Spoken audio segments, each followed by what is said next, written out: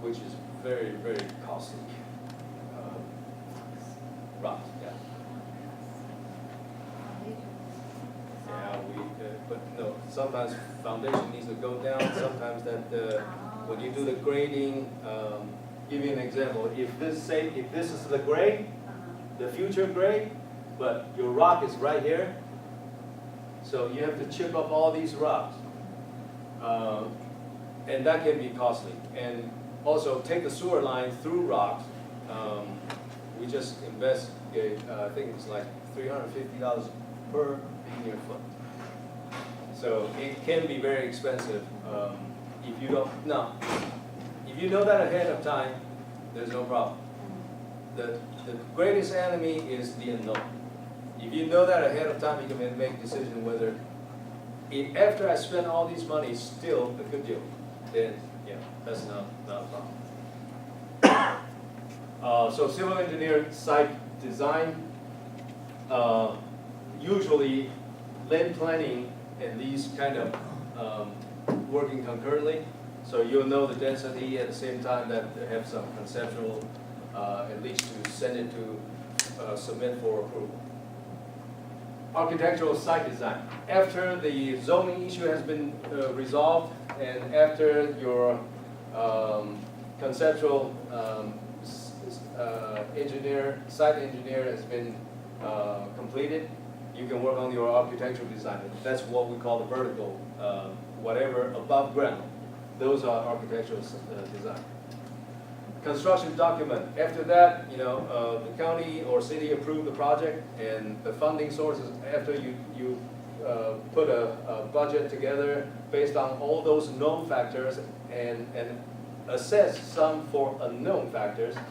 After all that, it's still a good deal. Then you develop construction document, and we pretty much do those pre-construction documents. And that's for the purpose of prepare for the contractor to bid the project. Pre-construction conference with general contractors and major subcontractors. Every major project before we start, we have a meeting. I said that many times. You don't plan to fail, but you fail to plan. Without proper scheduled meeting with general contractor, with subcontractors, with all the necessary connection to make a project a success, we are planning to fail. So always plan, plenty of time. Here's the thing. I have dealt with a number of owners. They say, how come that 3 days nobody on the job? 5 days nobody on the job? But I always like to give them example that back in the days when I was very green, like 20 years ago, didn't know any better, because somebody said, you got to hurry about and do something. So we dug a footing and knowing that the rain is going to come. So we were doing something, ended up costing the time. So it's not wise, and I also advise you, once you know a contractor is you have the confidence with the contractor or developer, you don't need to question the judgment. You can certainly ask for explanation, but you don't have to question their judgment because there's a reason that we're doing things a certain way. So. Pre-construction conference with general contractor and major subcontractors, and then the last step is breakground. So that's pretty much the process. I want to ask anybody have a question about those process. Go ahead. Thanks. Like, at what stage during that land development process, like, will you as a developer know, like, kind of the cost or pricing? Right here. So right Civil after engineer and architecture. Architecture we can guess. when you prepare your construction document, you will No. We don't have to wait until we prepare a construction document before we know how much money it's going to cost. Somewhere between 3 and 4, that's when we'll have a good idea what the budget should be. Good. For our side, we are the real estate agent. You are the buyer. If you are the buyer, I I make an offer for you to buy a land. What you need I to do, like the price. I'm a seller or I'm a buyer? You're a buyer. Okay. I'm your agent to buy a land. Right. What I should do for you? We care this. For example, the price, absolutely, yeah. Yeah. You give me price. You look the land. Yeah. Then next step, I ask you, how many days for due diligence you think of? Oh, minimum of 90 days. Sometimes Minimum, yes. okay. Minimum. Minimum 90 days. No, I'm not talking about the house. 90 or 9 days. 90. 90 days. Minimum 9 days. This is not buying a house. Okay. You need a lot of information. Okay. And here's another thing I'm going to cover. Yeah. I'm We going to care cover. this. Yeah. We how to make an offer for you. 90 days, sometimes, even 90 days is not enough. Oh, You okay. have, there's more often that you have to extend that 90 days than, and can actually find out, unless you know the mean definition of diligence. If you're not diligent, you don't need 90 days. Okay, so what is the most important aspect of development? Feasibility study and due diligence. What is feasibility study? Marketability. Can I sell or rent for what I think I can sell or rent them for? Okay, that's a feasibility study. So knowing your market, due diligence, that's part of it, but mostly it's a site specific. Can this piece of property do what I think I can do? That includes building the type of building that I want to build, building the square footage that I want to build, and building at the budget that I think I can build. So these are the due diligence. Here's another thing that I think if you talk to your clients, you need to get some real fundamental education. Assign 1 to 1.75% of the project cost for due diligence. And knowing this 1% to 1.75%, they might walk away from the deal, not buy it. So $1 million deal, this due diligence process might cost $10,000 to a little less than $20,000. That includes doing some testing and do some market research, geo-testing, and all of that. That what you need to do. That's what it takes on average. So people ask, if your buyer asks you, want to buy a piece of property, ask you, can I do this? I don't think you have an answer. You don't have an answer until you start finding out some facts. And those facts gathering process, it's going to take somebody is going to go request engineering report and doing survey and all, make sure there's no encroachment. There's just so many things that can cover in due diligence that you should watch out for your client. So to do all that without any expense is nearly impossible. So here's the thing that you have to really, because we don't engage any project without spending some money ahead of time. We try not to, but almost always you have to spend money to make sure. But this is almost like an insurance. You want to know the known facts, positive or negative, before you make financial commitment. So I want to check out, are your company do this feasibility study for the client? Only we do the design build and we engage from, we don't just do that. We can certainly do that, but we don't just do that for clients without, doing the actual developing and building.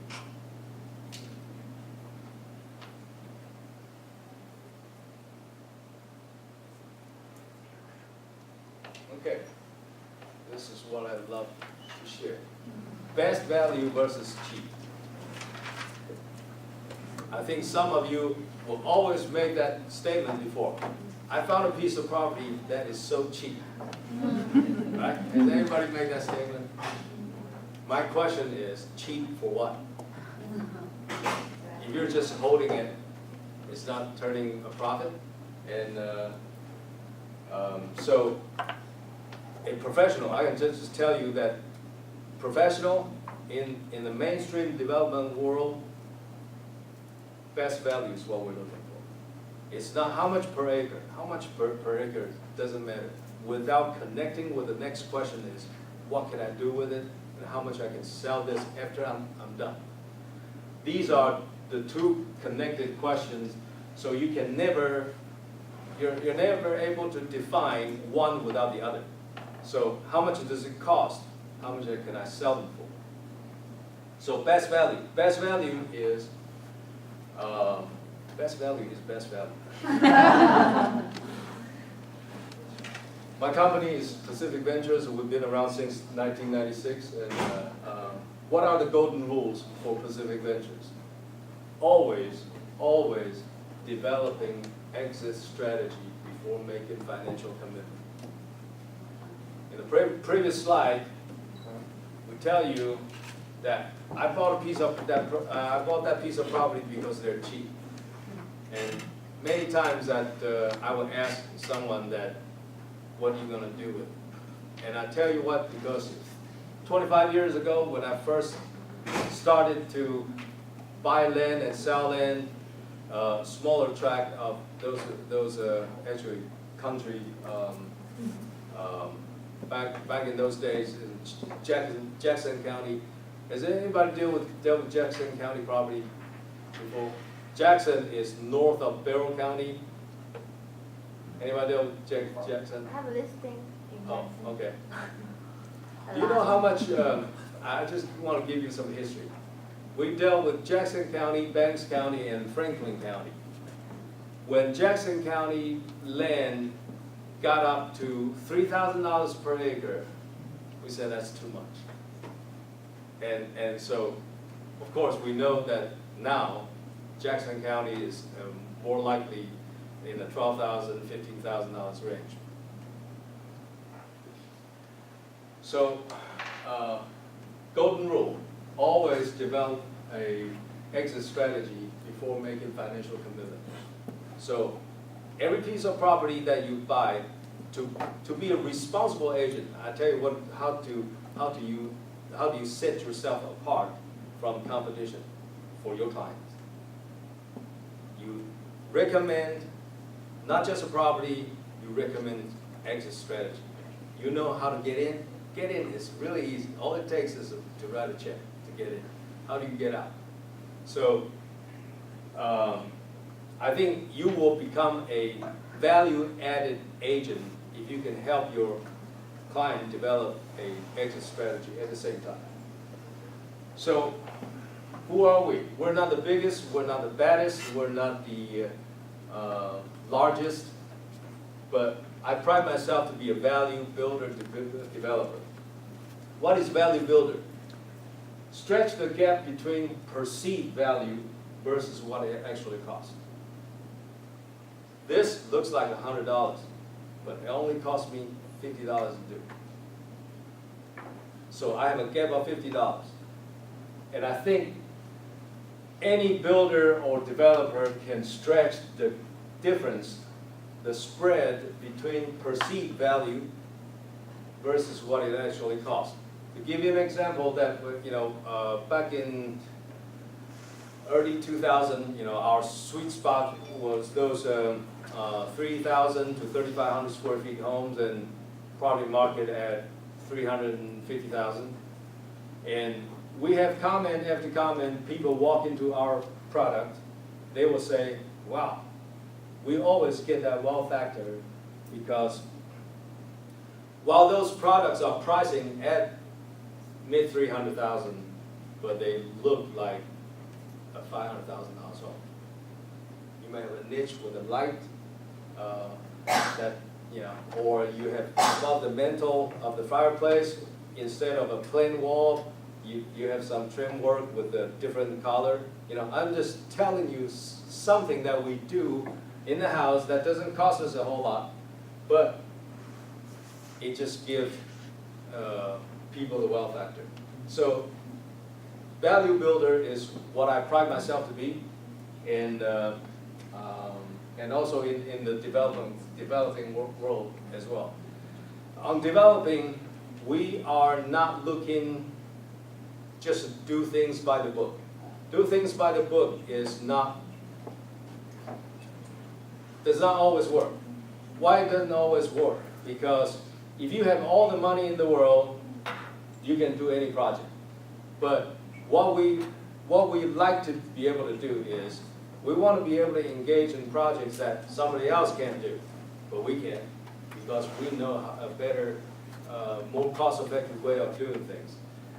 That's what we call value engineering. And Ellen and I, we got involved with a lot of value engineering. It's basically achieving the same result and being able to deliver the same square footage with a lower cost.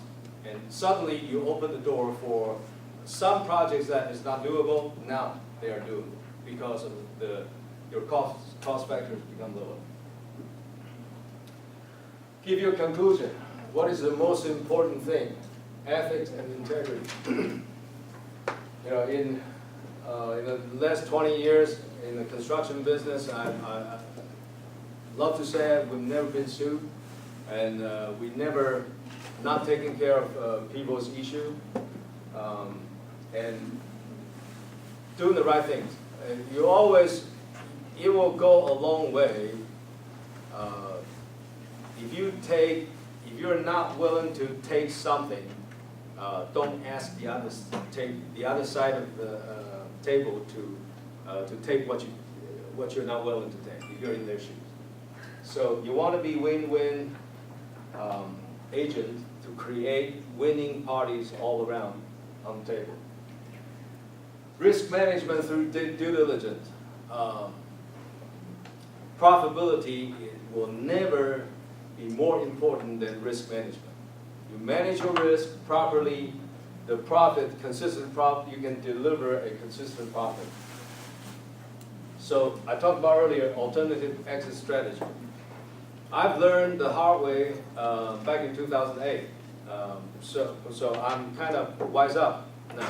2008, we got stuck with some of the product in a subdivision in Forsyth County.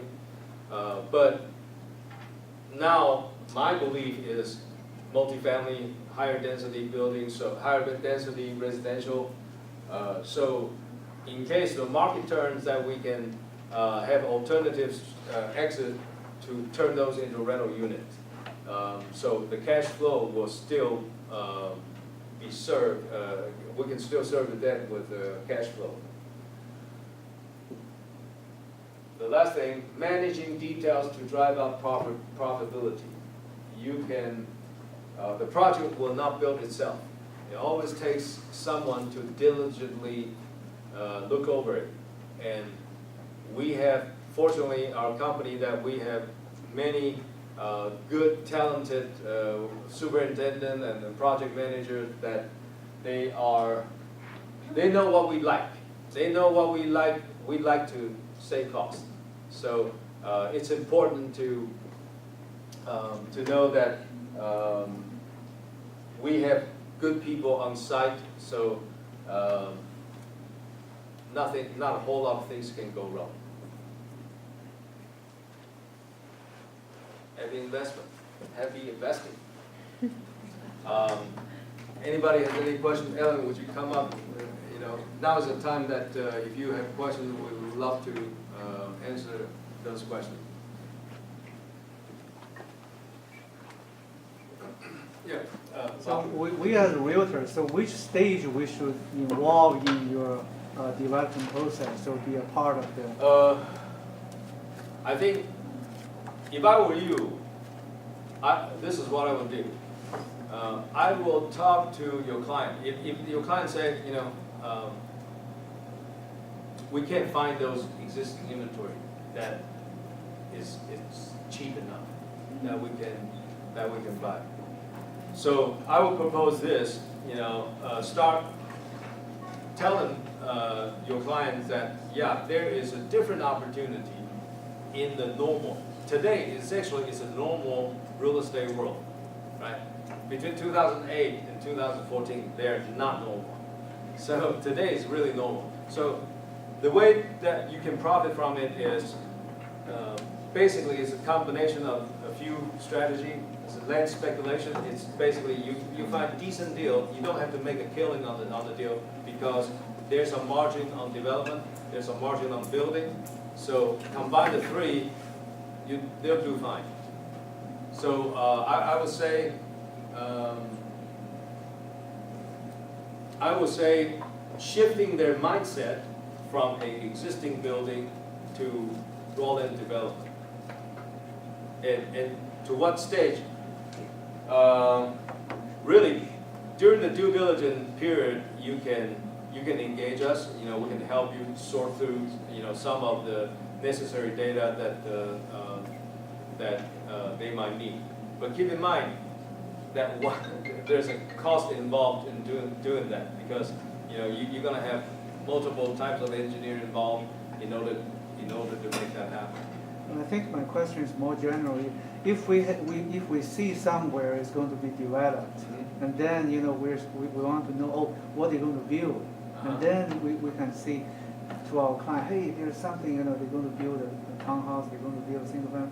I mean, which stage usually as a builder you engage the realtors in be a part From the very beginning. From very beginning. Yeah. Because let's say if you're my listing, so you're not talking about from listings agent. Because before we break ground, I kind of know who my listing agent is. Oh, okay. And listing agent and people buying and selling, do resell, you guys are two different breeds. So, you can't, it's hard to mix with the two. Some people are just specialized in new construction, and some are just specialized in resale. So